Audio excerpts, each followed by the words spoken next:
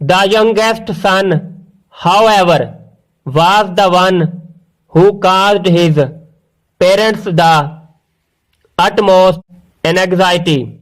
ताहम सबसे छोटा बेटा ऐसा था जो वालिदैन के लिए सबसे ज्यादा परेशानी का बायस था.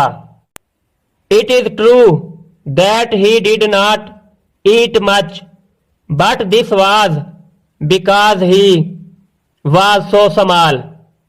ये सच है कि वो ज्यादा नहीं खाता था, मगर इसकी वजह यह थी कि वो बहुत ही छोटा था. Indeed, when he was born, he was only the size of a pepper, and that was why he was named मिर्चू. दरअसल जब वो पैदा हुआ तो वो सिर्फ मिर्च की जिसामत का था और इसी वजह से उसका नाम मिर्चू रख दिया गया.